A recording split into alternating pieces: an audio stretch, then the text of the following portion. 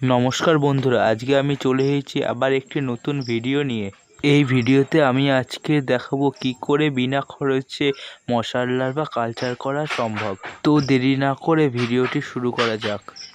মশার larva culture করার জন্য আমাদের প্রথমেই দরকার কিছুটা অ্যাকোরিয়াম বা ট্যাঙ্কের জল, যেটা আমরা কিছুক্ষণ আগেই এই বালতিতে সংগ্রহ করে নিয়েছি।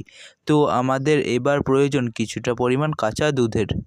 আমরা কাঁচা দুধ সংগ্রহ করে নিয়ে চলে এসেছি।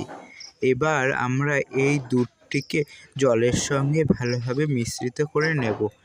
এই দুধটি জলে মিশ্রিত করার প্রধান উদ্দেশ্য হলো যে মশারা এই কাঁচা দুধটি পচে যে গ্যাসটি বেরোয় সেই গ্যাসটিতে খুবই আকর্ষিত হয়।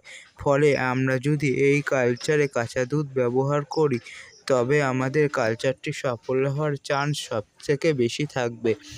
আপনারা চাইলে দুধ না দিয়েও কালচারটি করতে পারেন, তবে এর ফল খুবই কম পাবেন। এর পরের পদক্ষেপে আমাদেরকে নিয়ে নিতে হবে একটি ঢাকনা, যেটি দিয়ে আমরা এই বালতিটিকে ঢেকে রাখব। তো আমি একটি সোলার ঢাকনা নিয়ে নিচ্ছি।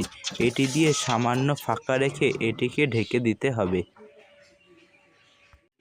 এর পরের পার্টটিকে নিয়ে আসবো ঠিক 14 দিন পরে। কারণটি হলো এই 14 দিন সময় লাগে মশার ডিম থেকে লার্ভা এবং পিউপা হয়ে একদম মশায় পরিণত হতে। তো আপনারা চেষ্টা করবেন যত সম্ভব এই 14 দিনের মধ্যেই মশা লার্ভাগুলিকে তুলে মাছকে খাইয়ে দেওয়ার, নয়তো এর থেকে মশা উৎপন্ন হয়ে আপনাদের পরিবারের মানুষকেই ক্ষতিগ্রস্ত করবে। তো আমরা চলে এসেছি একদম 14 দিন পরে।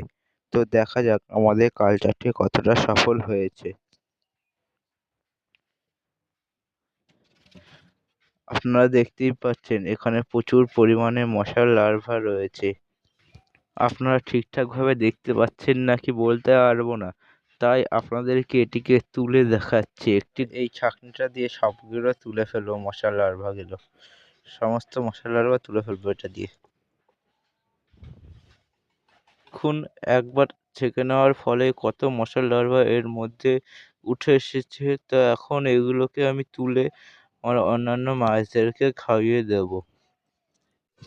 তো আপনারা যদি স্কিপ না করে দেখে থাকেন তো আপনারা কি করে সহজেই মশার লার্ভা কালচার করা যায় এবং তাতে কি করে 100% সফল হওয়া যায় সেটি বুঝে গেছেন।